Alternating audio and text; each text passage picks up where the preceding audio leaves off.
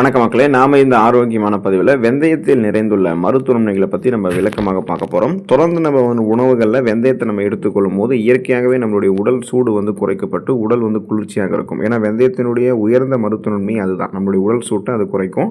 வெந்தயம் மருத்துவன்மைகளை கொடுக்கறது காரணம் அதில் இருக்கக்கூடிய பல்வேறு விதமான ஊட்டச்சத்துக்கள் தான். போதுமான அளவுக்கு மாவுச்சத்து, கொழுப்பு சத்து, நீர் சத்து, புரதச்சத்து எல்லாமே இருக்குது.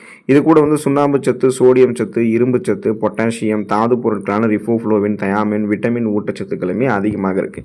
இவை அனைத்துமே ஒன்று சேர்த்து நமக்கு அளித்து வெந்தயம் நமக்கு கொடுக்கக்கூடிய மருத்துவமைகளை விளக்கமாக பார்ப்போம். அதை பற்றி பார்க்குறதுக்கு முன்னாடி இந்த வீடியோவுக்கு மட்டும் ஒரு லைக்கை கொடுத்துட்டு இந்த தகவலை உங்களுக்கு தெரிஞ்சவங்களுக்கும் ஷேர் பண்ணிவிடுங்க. ஏன்னா அது அவங்களுக்கும் பயனுள்ளதாக இருக்கக்கூடிய ஒரு ஆரோக்கியமான பதிவு தான்.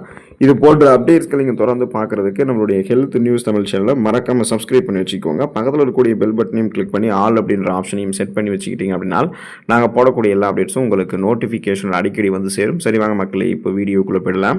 இதயத்தை ஆரோக்கியமாக வைக்கிறதுக்கு, இதய அடைப்பை தவிர்க்கிறதுக்கெல்லாம் வெந்தயத்தை நம்ம எடுத்துக்கொள்ளலாம். வெந்தயத்தில் இருக்கக்கூடிய பொட்டாசியம் சத்து நம்ம என்ன பண்ணோம் அப்படின்னா நம் நரம்புகள் இருக்கக்கூடிய இறுக்கங்களை தளர்த்தி பிபி என்று சொல்லக்கூடிய பிளட் ப்ரெஷரை கண்ட்ரோல் பண்ணும். இதனால நரம்புகள் இறுக்கங்கள் தளர்த்தப்பட்டு நரம்புகள் வழியாக ரத்த ஓட்டம் போதுமான அளவுக்கு உடலுக்கு போகும்.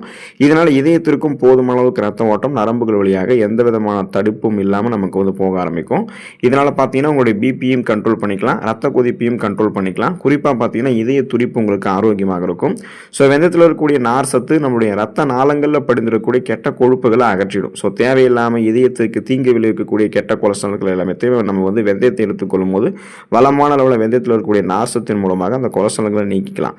இதனால் பார்த்தீங்கன்னா நம்மளுடைய ரத்த நாளங்களில் கொழுப்பு படிவு எதுவும் இல்லாமல் இதயத்திற்கு ரத்த ஓட்டம் போதுமான அளவுக்கு போகும். So BP problem, cholesterol problem நமக்கு இருக்கக்கூடிய அந்த இதய துடிப்பெல்லாம் கண்ட்ரோல் பண்ணிக்கலாம், ரத்த கொதிப்பெல்லாம் கண்ட்ரோல் பண்ணிக்கலாம். ஸோ இதெல்லாமே பார்த்தீங்கன்னா நீங்கள் ஆரோக்கியமாக பராமரிக்கணும்னு நினச்சிங்கன்னா உங்களுக்கு இதயத்துக்கு ரத்த ஓட்டத்தை போதுமான அளவுக்கு அனுப்புறதுக்கு வெந்தயத்தை எடுத்துக்கணும். அப்போவும் மாரடைப்பு, பக்கவாதம், இதய தமனிகளில் வீக்கம் ஏற்படுதல், இதய தசைகள் வலுவிழுந்து போகுதல் போன்ற எந்த பிரச்சனையும் இருக்காது.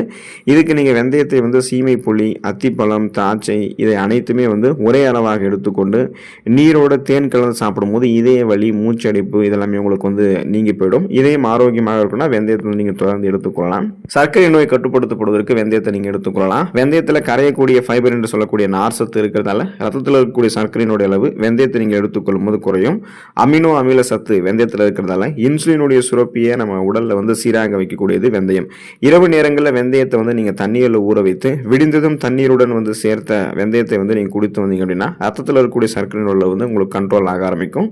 காரணம் வெந்தயத்தில் லோ கிளைசமிக் இண்டெக்ஸ் இருக்கு, அதாவது குறைந்த கிளைசமிக் குறியீடு கொண்டிருக்கக்கூடிய உணவாக வெந்தயம் இருக்குது. இதில் கார்போஹைட்ரேட்ஸ் எல்லாம் கிடையாது, நார் சத்து தான் வளமான அளவில் இருக்குது. இப்போ நம்ம நார் சத்து உணவுகள் எடுத்துக்கிறோம் அப்படின்னாலே அந்த நம்மளுடைய ரத்தத்தில் சர்க்கரையினுடைய அளவு வேகமாக உணராது. இன்சுலினுடைய சென்சிட்டிவிட்டி மேம்படுத்தப்படும் போது கொஞ்சம் கொஞ்சமாக தான் அதிகரிக்கும். அதனால் பிளட்டில் சுகருடைய அளவு அதிகமாக நீங்கள் அதிகரிச்சிக்காம கட்டுப்பாடோடு வைத்துக் கொள்வதற்கு, சர்க்கரை நோயிலிருந்து படிப்படியாக நீங்கள் விலகுவதற்கு, வருங்காலத்தில் சர்க்கரை நோயெல்லாம் வராமல் இருக்கிறதுக்கெல்லாம் இப்போ இருந்தே வெந்தயத்தை உங்களுடைய உணவுகள் எடுத்துக்கலாம். செரிமானத்தை தூண்டக்கூடியது நாம் எடுத்துக்கொள்ளக்கூடிய வெந்தயம். இதனால் செரிமானம் சார்ந்த பிரச்சனைகள் எதுவாக இருந்தாலுமே அதை நம்ம மீண்டும் வராமல் தடுத்துக்கொள்ளலாம். சில சமயங்களில் நம்ம உண்ணக்கூடிய உணவானது செரிமானமாகாமல் மலச்சிக்கலை உண்டாக்கிடும். வெந்தயத்தில் இருக்கக்கூடிய நார் சத்து செரிமானத்தை ஊக்குவித்து மலச்சிக்கலை நீக்கி உடலில் இருக்கக்கூடிய நச்சுக்களை வெளியேற்றுவதற்கு உதவிகரமாக இருக்கும்.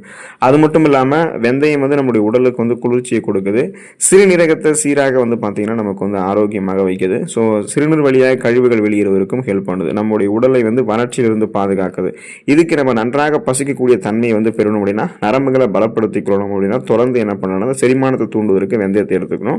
இதில் இருக்கக்கூடிய வளமான அளவில் நார் சத்து நம்முடைய உணவுகளை செரிமானம் செய்ய வைக்கும். செரிமானமான உணவுகள் ஊட்டச்சத்துக்களை உறிஞ்சும். ஊட்டச்சத்துக்கள் உறிஞ்சப்பட்டது போக மீதம் இருக்கக்கூடிய கழிவுகளை குடல்கள் வெளியேற்றிவிடும்.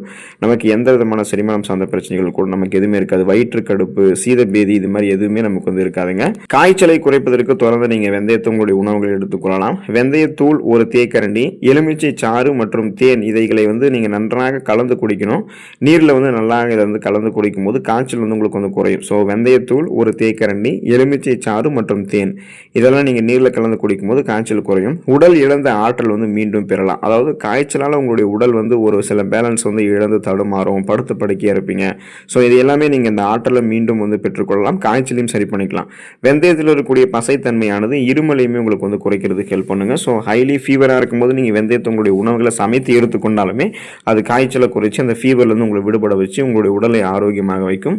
சரும அழகை பாதுகாக்கிறதுக்கு நீங்கள் வெந்தயத்தை எடுத்துக்கொள்ளலாம். நீரில் ஊற வைத்த வெந்தயத்தை நீங்கள் நன்றாக அரைத்து நம்ம சருமத்தில் ஏற்பட்டிருக்கக்கூடிய காயத்தின் மீது நம்ம வந்து பயன்படுத்தலாம். தீக்காயம், கொப்புளம் பிரச்சனைகளை வந்து இது வந்து தீர்த்துரும்.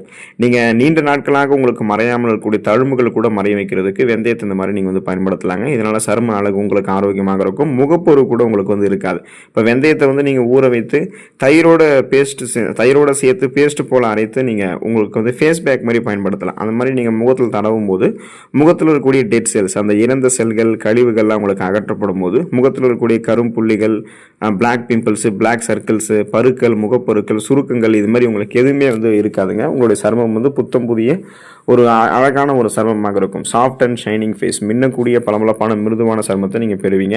இதுக்கு நீங்கள் அந்த ஃபேஸ் பேக் வந்து உங்களுடைய முகத்தில் வந்து நீங்கள் பூசிட்டு ஒரு அரை மணி நேரம் கழித்து உங்களுடைய முகத்தை வந்து நீங்கள் வாட்டரில் வந்து நீங்கள் வாஷ் பண்ணும்போது தூய்மையான துணியில் துவைச்சிங்கன்னா முகம் உங்களுக்கு அழகாக இருக்கும். எந்த விதமான சருமம் சார்ந்த பிரச்சனைகளும் இருக்காது.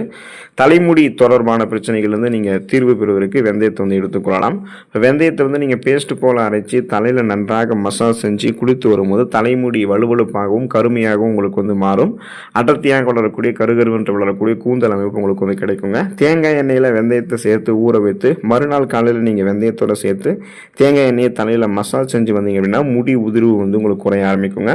இப்போ நீங்கள் வந்து தலைமுடி பிரச்சனைக்கு வந்து வெந்தயத்தை உங்களுடைய உணவுகளை சேர்த்துக்கிட்டாலும் வெந்தயத்தை வந்து பேஸ்ட் மாதிரி செஞ்சு நல்லா தலைக்கு மசாஜ் பண்ணிங்க அப்படின்னாலுமே அடர்த்தியாக வளரக்கூடிய கருகருவென்று வளரக்கூடிய கூந்தல் அமைப்பு உங்களுக்கு வந்து கிடைக்கும். இதனால் உங்களுக்கு இளநரை பித்தநரை ஏற்படுவது, முடி கொட்டுறது, முடி வந்து வலுவிழுந்து போகிறது, இந்த மாதிரி எந்த பிரச்சனையும் உங்களுக்கு இருக்காது. அடர்த்தியாக வளரக்கூடிய பேன் பொடுகு தொல்லை கூட உங்களுக்கு இருக்காது. கருகருவென்று வளரக்கூடிய கூந்தல் அமைப்பை நீங்கள் பெறுவீங்க. சீதபேதியை வந்து நிறுத்திக் கொள்வதற்கு நம்ம வெந்தயத்தை வந்து எடுத்துக்கொள்ளலாங்க. 20 கிராம் அளவிற்கு வெந்தயத்தை வந்து எடுத்து நம்ம வறுத்துக்கணும். அதில் வந்து இடித்த வெல்லத்தை 50 கிராம் சேர்த்து பிசைஞ்சு ஒரு நாளைக்கு 4 முறை நம்ம சாப்பிட்டு வரும்போது சீதபேதி நிற்கும். சிறிது வெந்தயத்தை வந்து எடுத்து மோரில் போட்டு ஊற வைத்து அரைத்து மோரோட கலந்து நீர் மோராக நம்ம குடித்தாலுமே நமக்கு வந்து சீதபேதி, இந்த சீதக்கடுப்பு, வயிற்றுக்கடுப்பு இதெல்லாமே நமக்கு வந்து நீங்கி போயிடுங்க. ஸோ இதை நீங்கள் நீக்கிக்கிறதுக்கு தொடர்ந்து வெந்தயத்தை வந்து எடுத்துக்கொள்ளலாம். நெஞ்செரிச்சலை தடுக்கக்கூடியது நாம் எடுத்துக்கொள்ளக்கூடிய வெந்தயம். வெந்தயத்தில் இருக்கக்கூடிய பசைத்தன்மையானது உங்களுடைய வயிற்றில் உள்புறத்தில் வந்து சூழ்ந்து கொள்வதால் எரிச்சலை உண்டாக்கக்கூடிய குடல் தசைகளை சரி பண்ணும். நம்முடைய உணவினை வந்து தாளிக்கும் போது நம்ம ஒரு தேக்கரண்டி வெந்தயத்தை சேர்த்துக்கொள்றதால அந்த அசிடிட்டி என்று சொல்லக்கூடிய அந்த நெஞ்செரிச்சல் பிரச்சனை வந்து தப்பிச்சுக்கலாம். ஸோ நெஞ்செரிச்சல் பிரச்சனை நீங்களும் வந்து விடுபடணும், நெஞ்செரிச்சல் ஏற்படாமல் இருக்கணும் அப்படின்னாலுமே தொடர்ந்து நீங்கள் வெந்தயத்தை உங்களுடைய உணவுகளை வந்து எடுத்துக்கொள்ளலாம். பெண்களினுடைய உடல்நலத்தை பாதுகாக்கிறதுக்கு பெண்கள் வந்து அளவாக அவங்களுடைய உணவுகளில் வெந்தயத்தை ஆட் பண்ணிக்கலாம். ஏன்னா இது அவங்களுடைய உடல் சூட்டை குறைத்து அவங்களுக்கு பல்வேறு விதமான மருத்துவமைகளை கொடுக்கும். ஃபார் எக்ஸாம்பிள், இப்போ இந்த பெண்களுக்கு வந்து மாதவிலக்கு வருவது, அதற்கு முன்னாடி சில உடல் உபாதைகள் அவங்களுக்கு வந்து ஏற்படும். அந்த உடல் உபாதைகளை குறைக்கிறதுக்கு வெந்தயம் உதவிகரமாக இருக்கும். முதல்ல வந்து மாதவிடாய் ஏற்படக்கூடிய சமயத்திலும் தொடர்ந்து வந்து பார்த்தீங்கன்னா அவங்க வெந்தயத்தை எடுத்துக்கொள்ளும் போது உடல் சூடு வந்து கட்டுப்படுத்தப்பட்டு அதிகப்படியான உதிரப்போக்கு, வயிற்று வலி ஏற்படுது, இந்த மாதிரி பிரச்சனைகள்லாம் இல்லாமல் முறையான அளவில் வந்து மாதவிடாய் நடக்கிறதுக்கு தொடர்ந்து அவங்களுக்கு வந்து ஹெல்ப் பண்ணும். அப்போ வெந்தயத்தோட தண்ணீரும் சேர்ந்து நீங்கள் எடுத்துக்கொள்ளும் போது நல்ல பலன் அடையலாம். ஸோ இந்த அளவுக்கு நிறைய ஊட்டச்சத்துக்களை பெற்று நலம் பெறணும் அப்படின்னா தொடர்ந்து உணவுகளில் வெந்தயத்தை எடுத்துக்கொள்ளக்கூடிய ஆற்றலை பெற்று ஆரோக்கியமாக இருங்க. அடுத்த ஆரோக்கியமான பதிவில் மறக்காமல் சந்திப்போம். நன்றி மக்களே.